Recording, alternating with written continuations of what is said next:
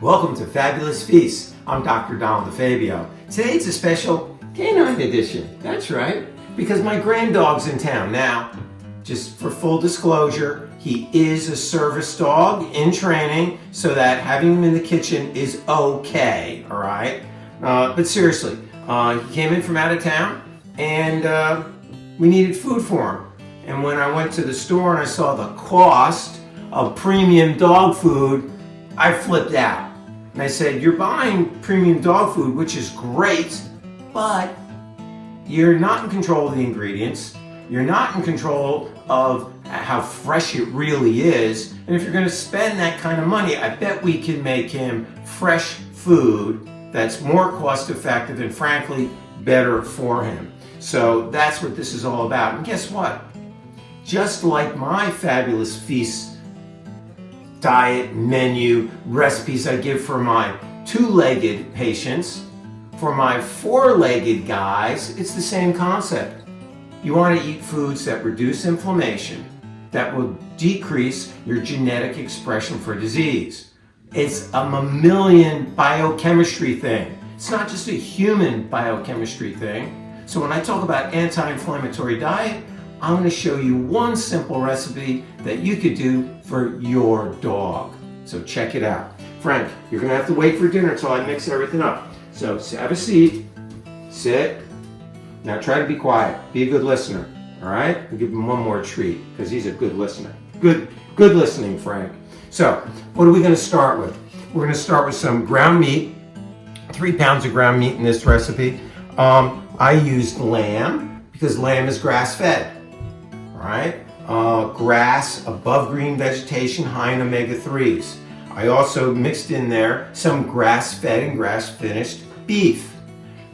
It's not so much the red meat that it's a problem, it's a dog, but you still want to use, Frank, down, you still want to use grass-fed meats because they're high in omega-3 fatty acids. The fatty acid profile is much better. So you want to stay away from grains. So that's why I chose the grass-fed beef and the lamb as the meat choices. Could you use chicken or poultry? Turkey? Sure you can. But stay away from the grain-fed USDA meat sources. Go to grass-fed because you want that omega-3 profile.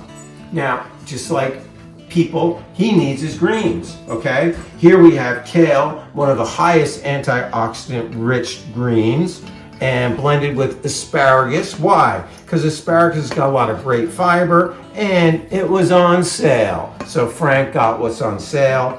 And carrots. Everybody knows I use 3 colors in my salads, right? So I added the carrots in here to get a second color. So if I had some blueberries, frozen blueberries would have been perfect, and that would have been my 3rd color. But, you know, we do what we can.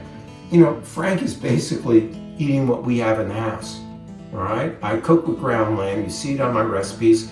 We use grass-fed meat and, you know, kale, asparagus. We eat it. There's nothing wrong with it.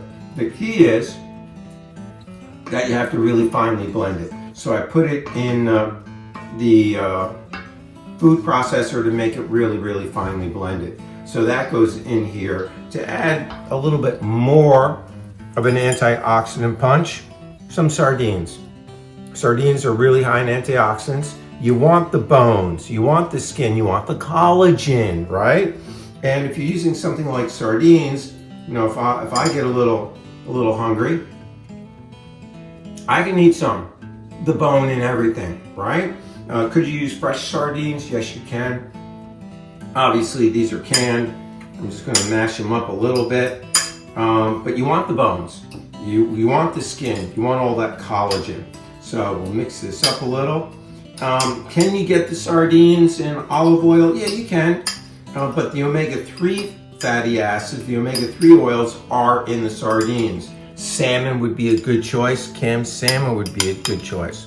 So what do we have in here? We have 3 pounds of meat, grass-fed, combination of lamb and beef.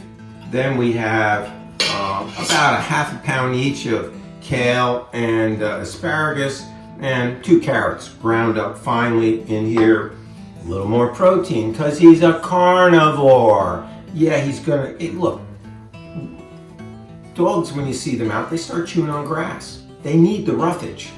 By making your own dog food, you can control the roughage, which is going to control what? It's going to control his poops.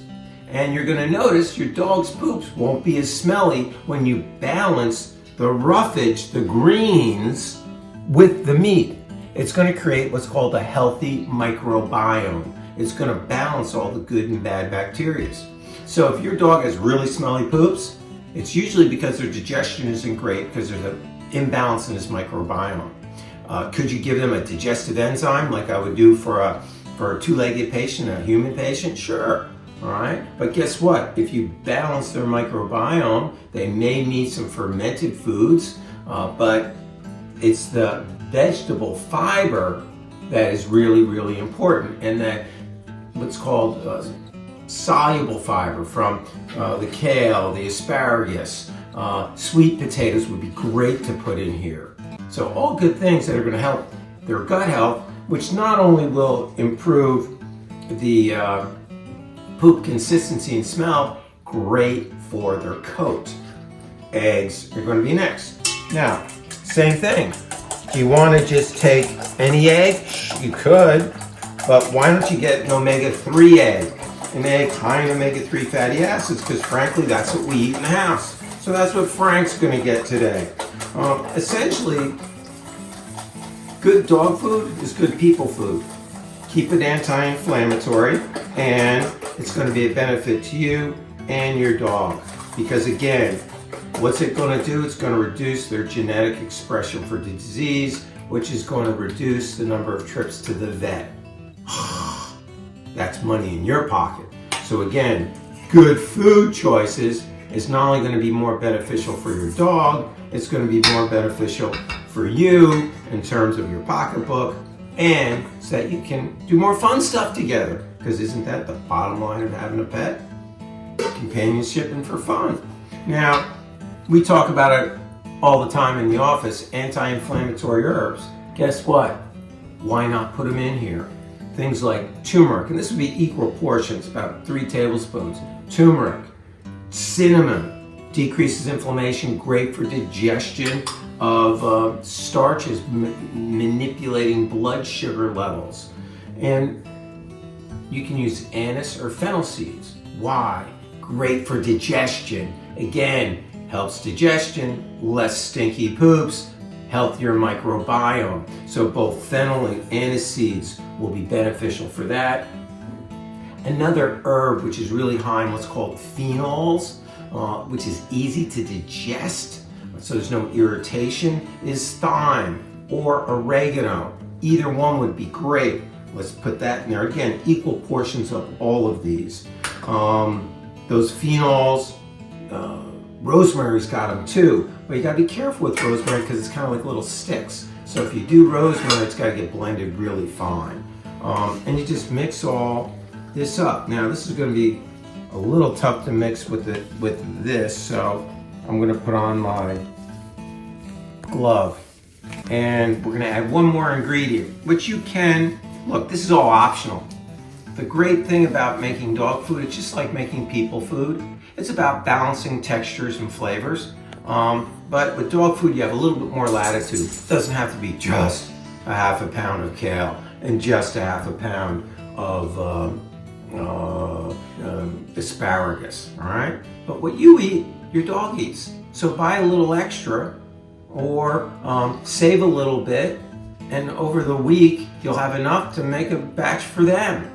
This is nutritional yeast, okay?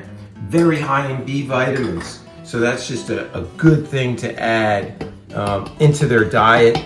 Can you add some cod liver oil in here?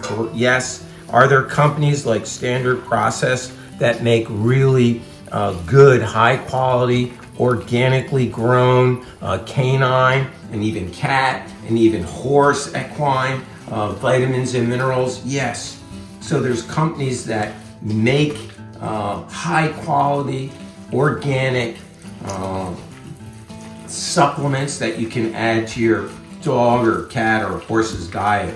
But the bottom line is supplements are supplements, right? It all starts with diet. Just like my patients in the office, when they come in, hey doc, what are some supplements I can take to decrease the inflammation? I'll say, well, yeah, omega-3s are really good, and ginger and rosemary and curcumin, and those are all really good. But the bottom line is, if you're eating a pro-inflammatory diet, supplements aren't going to help that much. It all starts with diet. So before I dispense to you a whole list of supplements that they can pick up right in my office and say, oh, take all these supplements, I give them the anti-inflammatory diet, the nutritional foundation, so they read up on that. And then when you hit the diet and the supplements hard, money, baby, money. So another good thing about the dog food is not only is this the prep, this is the cook. Could I lightly steam this? Yes. Could I poach it? Yes. But guess what? Blend it up, serve it up, and then keep a little bit in the fridge fresh. The rest gets frozen.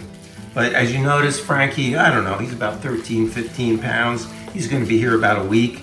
I think this should cover him for the week, okay? But if I needed to make a tiny batch, I can make a tiny batch. Take one hamburger, throw in a little blended lettuce or kale, or what do we have in the house right now? We got radishes, we got beets, we got beet greens. Beets would be fantastic in here. Great tonic. But remember, dogs are just like people in terms of certain things. If you give your dog beets, red beets, beetroot, their poops and their pee is going to be red. So don't rush them off to the vet if they have, oh my gosh, they got blood in their poop. If you gave them beets, that's what it is. So this is a dog-safe meal that's healthy, and you can control the ingredients. I talk about it with people. People love their animals.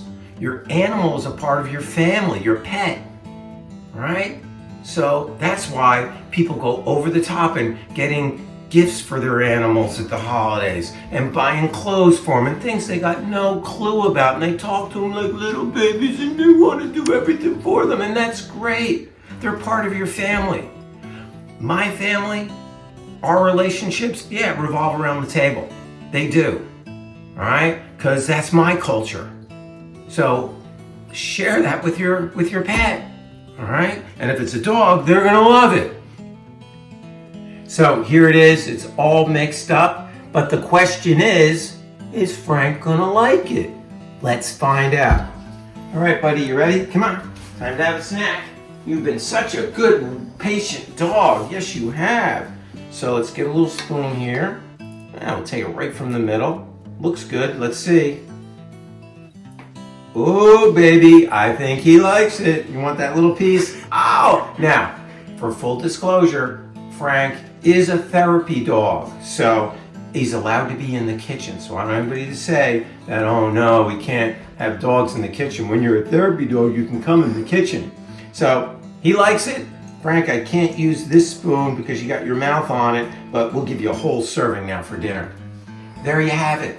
I'm Dr. Donald DeFabio. Thanks for tuning in to Fabulous Feasts Canine Edition, and with Frank, showing you how to have anti-inflammatory foods that are relationship building for your pet, for their health and longevity, which is going to give you more comfort and life in years together. Thanks for tuning in. We'll see you on the next show.